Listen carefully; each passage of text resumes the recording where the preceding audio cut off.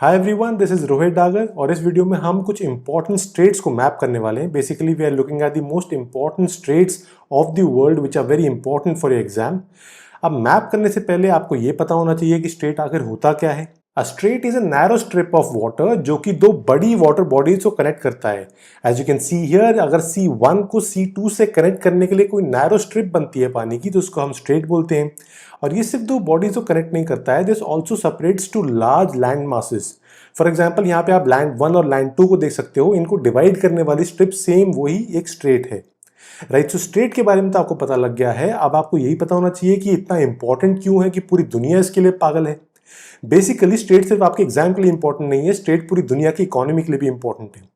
Historically अगर आप देखो तो स्ट्रेट्स को कॉन्कर करने के लिए और जो नेविगेबल मैरीटाइम ट्रेड रूट्स थे उनको कॉन्कर करने के लिए बहुत ज़्यादा लड़ाइयाँ लड़ी गई।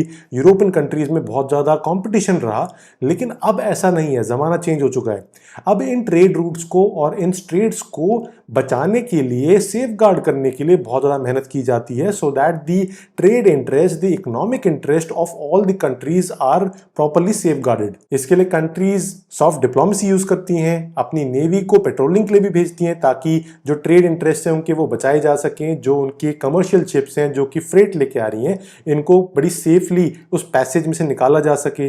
कुछ कंट्रीज अपने मिलिट्री बेसिस भी बनाती हैं, जैसे चाइना ने जिबूती में बना रखा है। ऐसे बहुत सारे तरीके हैं जिनसे अपने इकोनॉमिक इंटरेस्ट को सेफगार्ड किया जाता है। अब उसके साथ साथ आपको पता होना चाहिए कुछ 5 ऐसे स्ट्रेट्स हैं जो कि बहुत ही ज्यादा इंपॉर्टेंट हैं, which are very very important as far as the international trade routes of the world are concern. जो सबसे बिजिएस्ट ट्रेड रूट्स हैं वहां पर 5 स्ट्रेट्स हम ऐसे मैप करेंगे जो कि सबसे पहले आपको पता होने चाहिए। उसके बाद बाकी को तो हम मैप करेंगे ही करेंगे। ऑल राइट, इन 5 को सबसे पहले देख लेते हैं। राइट, सबसे इंपॉर्टेंट 5 स्टेट्स देखने से पहले जरा एक बार ये देख लेते हैं कि अगर आप न्यूयॉर्क से शंघाई जाना चाहते हो तो आप कैसे जाओगे। न्यूयॉर्क से शंघाई जाने के जो मल्टीपल रूट्स बनते हैं, पहले इनको देख लेते हैं। सबसे पहला और सबसे पुराना रूट जो है वो तो ये है, जब आप अफ्रीका के नीचे से होके जाओगे through the Malacca strait. Malacca strait कहाँ पर है अभी हम देखेंगे। लेकिन अफ्रीका से नीचे जाने वाला जो रास्ता है ये अभी डिस्कार्ड हो चुका है अगर आपको ईस्ट एशिया की तरफ जाना है, क्योंकि ये बहुत ही लंबा रूट है। इतने लंबे रूट में जाने का कोई फ़ायदा नहीं है। जो शिप्स हैं उनको बहुत ज़्यादा फ्यूल बर्न करना पड़ेगा, बहुत ज़्यादा टाइम लगेगा। तो जो गुड्स ट्रैवल कर रहे हैं, जिनको एक्सपोर्ट किया जा रहा है, बहुत देर से पहुंचेंगे। ऐसी सिचुएशन में कोई एक छोटा रास्ता चाहिए। वो छोटा रास्ता कहाँ से मिलेगा? वो छोटा रास्ता होगा through the Mediterranean sea. Mediterranean sea से जो रास्ता जा रहा है वो आगे जाके वापस उसी रास्ते से मिलेगा जो पुराना रास्ता था, और फाइनली आप शंघाई पहुंच पाओगे इन चाइना। ये आज की तारीख में सबसे फेमस रास्ता है। लेकिन ये ऐसा भी नहीं है कि ये सिर्फ एक ही रास्ता है जिससे आप चाइना पहुंच सकते हो।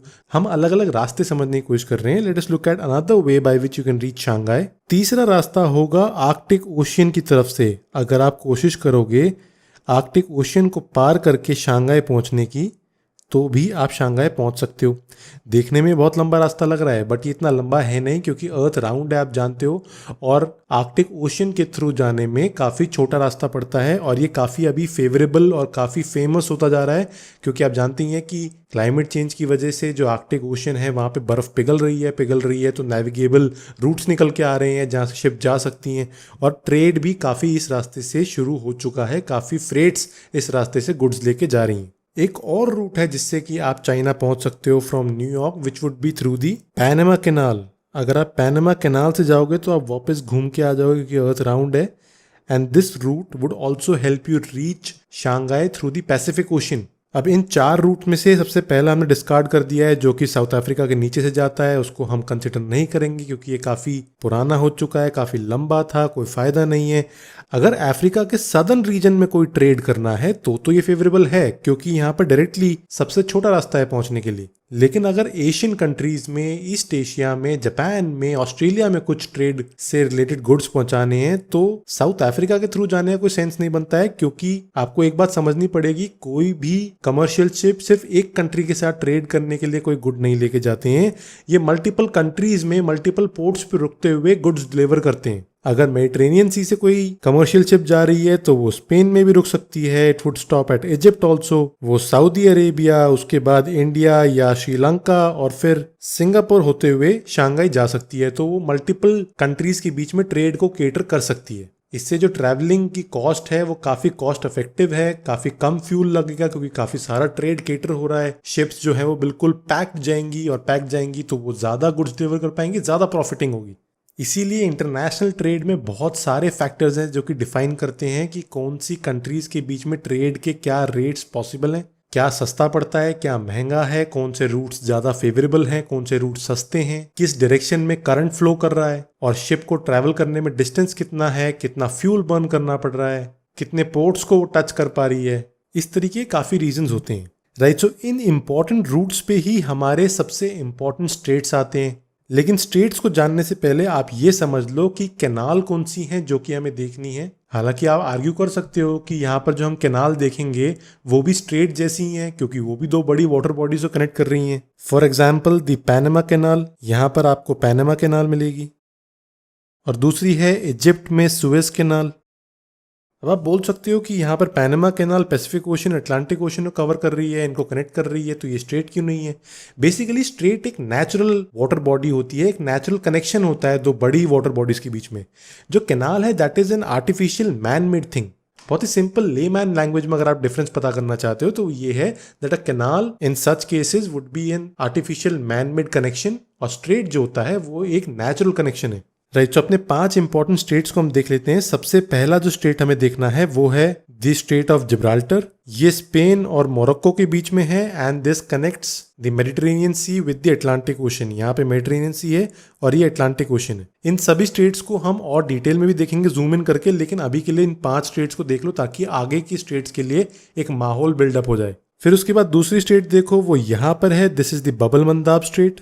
ये रेड सी और गल्फ ऑफ एडन को कनेक्ट करता है और ये येमेन और जिबूती के बीच में। फिर तीसरा स्टेट यहाँ पर देखो, हालांकि हमने इसको इंपॉर्टेंट ट्रेड रूट्स में कवर नहीं किया है, लेकिन ये एक एक्स्ट्रा ट्रेड रूट है जो कि ध्यान रखना, ये बेसिकली पर्शियन गल्फ को कनेक्ट कर रहा है to the international trade routes. Strait of Hormuz इसका नाम है और strait of Hormuz connects the gulf of Persia और the Persian gulf to the gulf of Oman. ये ओमान और ईरान के बीच में। उसके बाद ये वाला स्ट्रेट आप नोटिस करना, this is the famous Malacca strait. ये अंडमान सी और साउथ चाइना सी को कनेक्ट करता है। This is between Indonesia and Malaysia. और पांचवा है, इधर आपको दिखेगा Bering Strait. Basically this is same as this one, क्योंकि अर्थ गोल है तो रशिया और Alaska which is a part of USA, इनके बीच का जो कनेक्शन होगा वो आपको दोनों तरफ से दिखाई दे जाएगा। इस वाले स्ट्रेट को हम बोलते हैं Bering strait and this connects the Bering sea with Chukchi sea और ये अलास्का और रशिया के बीच में है, राइट। सो अब इन 5 के अलावा और भी बहुत सारे स्टेट्स हैं जो कि आपको पता होने चाहिए। Basically these are very very important. ये अलग अलग जगहों पर फैले हुए हैं पूरी दुनिया में। एक एक करके सभी को देख लेते हैं, राइट। तो एक एक करके अब हम सभी स्टेट्स को देख लेते हैं जो कि इंपॉर्टेंट हैं। यहाँ पर सेंटर में आपको इंडिया दिख रहा है। इंडिया से पहले हम थोड़ा ईस्ट की तरफ चलेंगे, सारे स्टेट्स को कवर करने के बाद फिर इंडिया के वेस्ट वाले स्टेट्स को कवर कर लेंगे। अब इंडिया से ईस्ट की तरफ जाने से पहले तो इंडिया के साउथ में ही जो स्ट्रेट है उसको नोटिस कर लो। This strait here is the Palk strait. ये इंडिया और श्रीलंका के बीच में ऑफ कोर्स, और ये गल्फ ऑफ मन्नार को पाक बे से कनेक्ट करता है। उसके बाद इंडिया का थोड़ा ईस्टवर्ड पोर्शन आप देखो, हम चलते हैं थोड़ा ईस्ट की तरफ। यहाँ पर आपको मिलेगा मलक्का स्ट्रेट। बेसिकली ये मलक्का स्ट्रेट है, ये मलेशिया और इंडोनेशिया के बीच में, जैसा कि हम देख चुके हैं। It connects Andaman sea and the South China sea.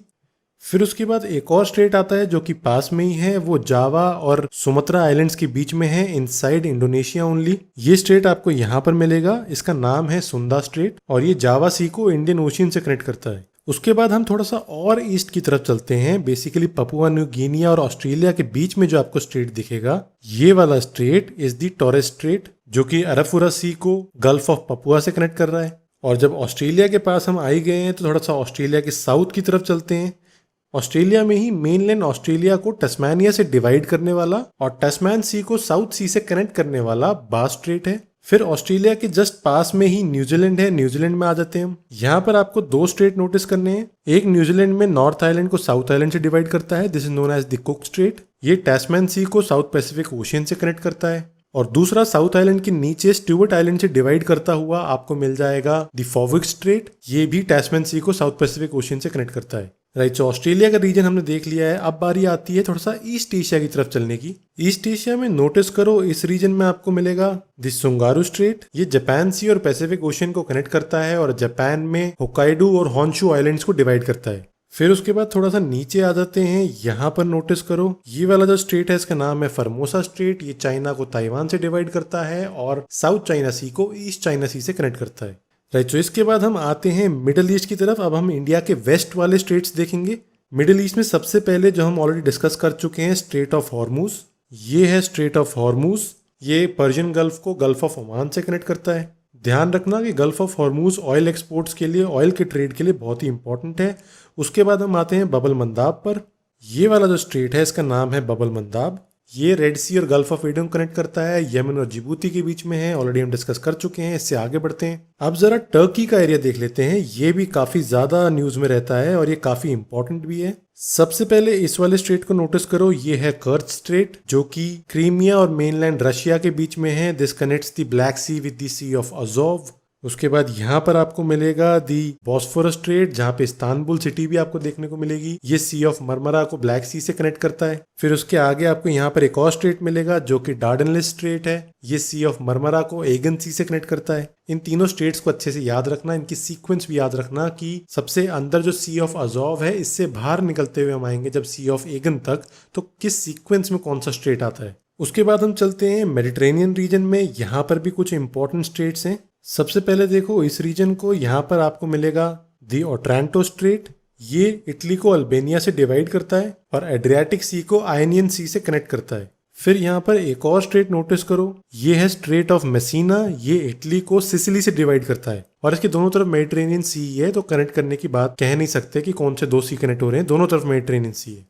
फिर उसके बाद यहाँ पे दो आइलैंड्स को नोटिस करो। इसमें जो नॉर्दर्न आइलैंड है ये है कॉर्सिका, ये फ्रांस का पार्ट है। जो सदर्न आइलैंड है वो है सर्डिनी, वो इटली का पार्ट है। इनके बीच में जो स्ट्रेट है उसका नाम है बोनिफासियो स्ट्रेट। तो कह सकते हैं कि ये फ्रांस और इटली को डिवाइड कर रहा है और इसके दोनों तरफ मेडिटेरेनियन सी है। आप कह सकते हो कि इसके राइट साइड में टेरेनियन सी है जो खुद ही मेडिटेरेनियन सी का पार्ट है।